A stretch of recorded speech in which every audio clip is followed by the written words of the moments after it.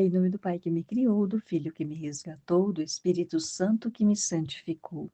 Divina vontade, reina na minha vontade. Ó minha mãe, eu te amo e tu me amas. Dai-me um gole da vontade divina à minha alma. Me abençoa, mãe, para que todas as minhas ações sejam feitas diante dos vossos olhos maternais. Amém. Suprema Majestade, eu venho em sua vontade divina, em nome de todos, do primeiro ao último homem que existirá na terra, para dar a ti as homenagens que tendes direito, as adorações, os louvores, o amor, as reparações, por todos e por cada pecado. Vem o Senhor na sua divina vontade. Dou-te a minha vontade humana, por meio do Imaculado Coração de Maria, que possui todos os dons e os frutos da divina vontade. Dai-me, Senhor, então a tua divina vontade. Venha, ó divina vontade, nesta ação que eu estou a fazer, e em todas as ações que eu farei durante este dia. Amém. Fiat. Vinde, Espírito Santo, vinde por meio da poderosa intercessão do Imaculado Coração de Maria, vossa amadíssima esposa e nossa mãe. Amém. Continuando a leitura do livro O Evangelho que me foi revelado por Maria Valtorta, capítulo 70. No Getsêmani, com João de Zebedeu, uma comparação entre o predileto e Judas de Queriote. 4 de janeiro de 1945. Vejo Jesus que se dirige à baixa casinha branca, que fica no meio do olival. Um jovenzinho o saúda.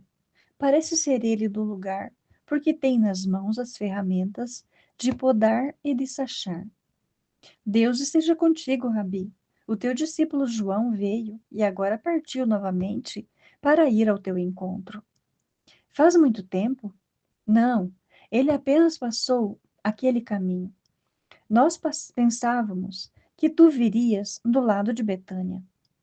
Jesus rápido toma o caminho, contorna o outeiro, vê João que desce quase correndo em direção à cidade e o chama. O discípulo se vira e, com o rosto iluminado pela alegria, grita: Ô mestre! E volta correndo. Jesus lhe abre os braços e os dois se abraçam afetuosamente. Eu ia procurar-te. Pensávamos que tinhas estado em Betânia, mas havias dito. Como havias dito? Sim, eu queria fazer assim. Devo começar a evangelizar todos os arredores de Jerusalém. Mas depois me entretive na cidade para instruir um novo discípulo. Tudo o que fazes é bom, mestre, e é bem sucedido. Estás vendo? Agora mesmo, de repente nos encontramos. Os dois caminham, tendo Jesus um braço sobre as costas de João, que, sendo mais baixo do que ele, o olha de baixo para cima, contente com aquela intimidade. E assim eles voltam para a casinha. Há muito tempo que vieste? Não, mestre. Eu parti de Doco ao amanhecer junto com Simão, ao qual eu disse aquilo que tu desejas. Depois paramos juntos nos campos de Betânia, repartimos o alimento e falamos de ti aos camponeses que lá encontramos. Quando o sol já estava menos quente, nos separamos. Simão foi à casa de um amigo, o qual quer falar de ti. É o dono de quase toda Betânia. Simão o conhece de antes, desde quando eram vivos os pais de e do outro. Mas amanhã Simão virá para cá. Disse-me para falar-te que é feliz em servir-te. Simão é muito capaz. Eu gostaria de ser como ele, mas sou um moço ignorante. Não, João, tu também fazes muito bem. Estás mesmo contente com o teu pobre João? Muito contente, meu João, muito. Oh, meu mestre! João se inclina, num impulso, para pegar a mão de Jesus e a beija, e a passa pelo rosto como uma carícia. Chegaram à casinha. Entram na casinha baixa e fumacenta. O dono o saúda. A paz esteja contigo. Jesus responde: paz a esta casa, a ti e a quem vive contigo. Tenho comigo um discípulo. Teremos pão e óleo para ele também. Eu trouxe peixe seco que Tiago e Pedro me deram, e passando por Nazaré, tua mãe me deu pão e mel para ti. Caminhei sem parar, mas agora o pão já deve estar duro. Não tem importância, João. Ele terá sempre o sabor das mãos de minha mãe. João vai tirando os seus tesouros do alforje que ele tinha posto em um canto, e vejo preparar o peixe seco de uma maneira estranha. Eles o molham por poucos instantes em água quente, depois o untam e assam sobre as chamas. Jesus abençoa a comida e com o discípulo assenta-se à mesa. Estão ali também o dono da casa, que ouço ser chamado Jonas, e seu filho. A mãe vai e vem, levando o peixe, azeitonas pretas, verduras cozidas e temperadas com óleo. Jesus também põe na mesa o mel e o oferece à mãe. Estende-o com o pão. É da minha colmeia, diz. Minha mãe é quem cuida das abelhas. Come dele, é bom. És também tão boa para comigo, Maria, que mereces este e mais que outro. Diz ele depois, ao ver que a mulher não queria prová-lo do doce mel. O jantar chega logo ao fim, entre breves conversações, em que todos participam. Assim que termina, depois de ter agradecido pelo alimento, Jesus diz a João: vem, vamos sair um pouco até o olival. A noite está morna e clara. Será agradável estar um pouco lá fora. O dono da casa diz: mestre, eu te saúdo. Estou cansado e meu filho também está cansado. Nós vamos dormir. Eu deixo a porta encostada e a candeia sobre a mesa. Já sabes como fazer. Vai então, Jonas, e apaga a candeia. Há um luar tão claro que nós enxergaremos até sem levar luz. Mas o teu discípulo, onde é que vai dormir? Comigo, em minha esteira. Há lugar também para ele. Não é verdade, João? João, a ideia de dormir ao lado de Jesus, fica extasiado. Saem para o olival, mas antes, João pegou qualquer coisa no saco que está no canto. Caminham um pouco e chegam a um ponto de onde se vê toda Jerusalém. Sentemo-nos aqui e vamos conversar, diz Jesus. Mas João prefere ir sentar-se aos pés de Jesus, sobre a erva cortada. Está com o braço pousado sobre os joelhos do mestre, com a cabeça apoiada sobre o braço, olhando de vez em quando para o seu Jesus. Parece um menino perto da pessoa, para ele mais querida. É bonito também aqui, mestre. Olha como a cidade parece grande de noite, maior do que de dia. É porque a luz da lua fez desaparecer os contornos. Vê, parece que os limites se alargam nesta luminosidade prateada. Olha a cúpula do templo, lá em cima. Não parece estar suspensa no ar? Parece que os anjos a estão transportando sobre suas asas de prata. Jesus suspira. Por que suspiras, mestre? Porque os anjos abandonaram o templo. Seu aspecto de pureza e santidade está limitado às paredes. Aqueles que deviam dar-lhe a alma, porque cada lugar tem sua alma, ou seja, o espírito para o qual ele foi erguido, e o templo tem, deveria ter alma de oração e santidade. São os primeiros a tirar-lhe. Não se pode dar o que não se tem, João. E se muitos são os sacerdotes e os levitas que lá vivem, deles não há nenhum décimo que seja apto para dar vida ao lugar santo. Morte é o que dão. Comunicam a ele a morte que está no seu espírito, morto ao que é santo. Eles têm as fórmulas, mas não têm a vida delas. São cadáveres que estão quentes só pela putrefação que os está inchando. Eles te fizeram mal, mestre? João está com muita pena. Não, ao contrário, me deixaram falar quando pedi para fazê-lo. Tu o pediste? Por quê? Porque não quero ser eu aquele que inicia a guerra. A guerra virá assim mesmo. Porque a alguns eu farei um tolo medo humano. Porque a alguns eu farei um tolo medo humano, e para outros eu serei uma censura.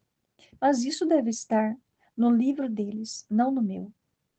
Fazem um pouco de silêncio, e depois João volta a falar. Mestre, eu conheço Ana e Caifás, por necessidades de negócios. Minha família manteve um relacionamento com eles, e quando estive na Judéia por causa de João, eu ia também ao templo, e eles eram bons aos filhos de Zebedeu. Meu pai sempre se lembra deles com o melhor peixe. Virou até um costume, sabes? Quando se quer tê-los como amigos, continuar a tê-los, é preciso fazer assim. Eu sei. Jesus está sério. Pois bem, se achas bom, eu falarei de ti ao sumo sacerdote. E depois, se quiseres, eu conheço um que está tratando de negócios com o meu pai. É um rico comerciante de peixe. Ele tem uma casa bonita e grande, perto do Hípico, porque são pessoas ricas, mas são também muito boas. Para ti ficaria mais cômodo e te cansarias menos. Para vir aqui, deve-se passar também por aquele subúrbio de Ofel, tão mal cuidado e sempre cheio de burros e de rapazes briguentos. Não, João, eu te agradeço, mas estou bem aqui. Estás vendo quanta paz? Eu disse isso também ao outro discípulo, que me fazia a mesma proposta. Ele dizia, para ser melhor considerado. Eu o dizia para que tu não te canses muito. Eu não me canso, caminharei muito e não me cansarei nunca. Sabes o que me cansa? O desamor. Ó, aquele que peso. É como se eu tivesse um peso no coração. Eu te amo, Jesus. Sim, e tu me alivias. Eu te quero muito bem, João, e te quererei sempre, porque tu não me trairás nunca. Trair-te? Oh, contudo, haverá muitos que me trairão. João, escuta. Eu te disse que parei aqui para instruir um novo discípulo. É um jovem judeu instruído e conhecido. Então terás com ele muito menos trabalho do que conosco, mestre. Estou contente por teres alguém muito mais capaz do que nós. Pensas tu que me dará menos trabalho? Ora, se é menos ignorante do que nós, te compreenderá melhor e te servirá melhor, especialmente se te amar melhor. Aí está, disseste bem, mas o amor não depende da instrução e nem da formação. Um virgem ama com toda a força do seu primeiro amor. Isso também se dá com a virgindade do pensamento. E o amado penetra e se imprime mais em seu coração em um pensamento virgem do que em um no qual já estiveram outros amores. Mas, se Deus quiser, escuta, João, eu te peço que sejas amigo dele. O meu coração treme ao colocar-te cordeiro insonso junto a alguém já experimentado na vida, mas também se acalma, porque sabe que tu serás cordeiro, mas também águia, e se o experimentado quiser fazer-te tocar o chão sempre lamacento, o chão do bom sentido humano, tu, com o bater de asas, saberás livrar-te e querer só o azul e o sol. Por isso te peço, conservando-te como és, sejas amigo do novo discípulo, que não vai ser muito amado por Simão Pedro e também pelos outros, para lhe transfundires o teu coração. Ó mestre, mas já não bastas tu? Eu sou o mestre ao qual não se dirá tudo. Tu és o codiscípulo, um pouco mais jovem, com o qual é mais fácil abrir-se. Eu não estou dizendo que me venhas repetir tudo o que ele te disser. Abomino os espias e os traidores, Mas o que te peço é que o evangelizes com a tua fé e a tua caridade, com a tua pureza, João. É uma terra corrompida por águas mortas. Há de ser seca com o sol do amor, purificada com a honestidade de pensamentos, desejos e obras, e cultivada com a fé. E tu podes fazer isso. Se achas que eu posso, ó sim, se tu dizes que eu posso fazer isso, isso farei, por amor de ti. Obrigado, João. Mestre, falaste de Simão Pedro e voltou-me à lembrança o que eu devia dizer-te primeiro, mas que alegria de ouvir-te tinha afastado do meu pensamento. Quando voltamos da Cafarnaum, depois de Pentecostes, encontramos logo a importância de costume daquele desconhecido. O menino o tinha entregue à minha mãe. Eu o dei a Pedro e ele me devolveu, dizendo que a usasse um pouco para a volta e a parada em Doco. E o que restasse, o levasse a ti, pois podias estar precisando. Porque Pedro também pensava que aqui não tens comodidade, mas tu dizes que tem. Eu não tirei senão 2 moedas para 2 pobrezinhos que encontrei perto de Efraim. Quanto ao mais, vim passando com o que a minha mãe me havia dado e com o que me deram algumas pessoas boas, às quais eu preguei o teu nome. Aqui está a bolsa. Amanhã a distribuiremos aos pobres. Assim também Judas irá aprendendo os nossos costumes. O teu primo veio? Como fez para chegar aqui tão rápido? Ele estava em Nazaré e não me disse que partiria. Não, Judas é o novo discípulo. Ele é de Queriote. Mas tu o viste pela Páscoa, aqui, naquela tarde, da cura de Simão. Ele estava com Tomé. Ah, é aquele! João fica um pouco admirado. É ele. E Tomé, que está fazendo? Ele obedeceu às tuas ordens, deixando Simão cananeu e indo pela estrada do mar. Foi ao encontro de Felipe e Bartolomeu. Sim, eu quero que vos ameis sem preferências, ajudando-vos reciprocamente, suportando-vos uns aos outros.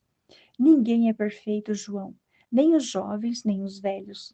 Mas, se tiverdes boa vontade, chegareis à perfeição, e o que faltar eu colocarei em vós. Vós sois como os filhos de uma santa família. Dentro dela há muitos caracteres diferentes. Um é forte, outro é calmo, o outro é corajoso, o outro é tímido. Um é impulsivo, o outro é muito cauteloso. Se todos fossem iguais, serias uma força em um caráter e deficiências em todos os outros. Enquanto que, como estais, formais uma união perfeita, porque vós completais mutuamente. O amor vos une, vos deve unir, o amor por causa de Deus. E por ti, Jesus, primeiro por causa de Deus e depois por amor ao seu Cristo. Eu é que sou na nossa família. Eu. Que é que sou na nossa família? És a paz amorosa do Cristo de Deus. Estás cansado, João? Queres voltar? Eu fico aqui para rezar.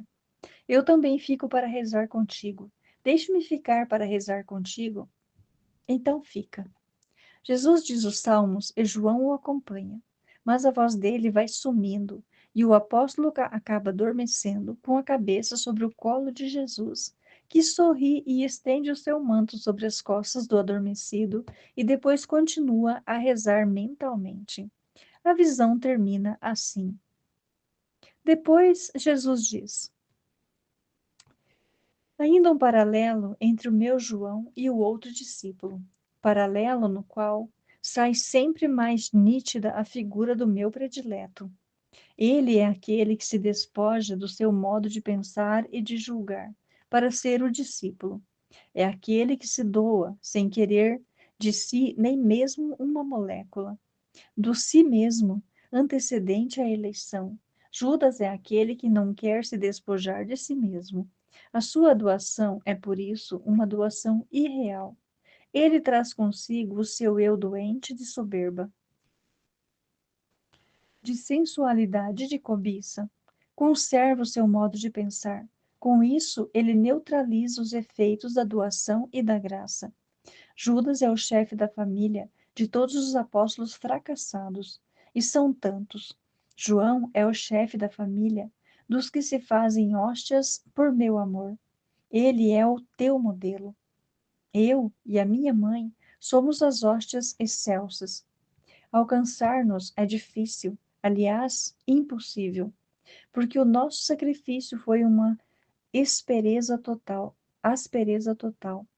Mas o meu João é a hóstia imitável por todas as classes dos meus amadores, virgem, mártir, confessor, evangelizador, servo de Deus e da Mãe de Deus, ativo e contemplativo. É um exemplo para todos, é aquele que ama. Observa os diferentes modos de raciocinar. Judas investiga, argumenta, teima, e mesmo quando parece estar cedendo, na realidade está conservando ainda o seu modo de pensar. João se julga um nada, aceita tudo, não pergunta as razões e se sente bem pago se puder me fazer feliz. Eis o exemplo. Não é verdade que te sentisse toda cheia de paz diante daquela sua simples e querida amorosidade? Ó, o meu João e o meu pequeno João, que eu quero seja sempre mais parecido com o meu dileto. Aceita tudo, dizendo sempre como o apóstolo: tudo aquilo que fazes é bem feito, mestre, para merecer ouvir sempre que se lhe diga: és a minha amorosa paz. Preciso de consolo eu também, Maria. Dá-me, o meu coração seja o teu repouso. Amém. Fiat. Jesus, eu confio em vós.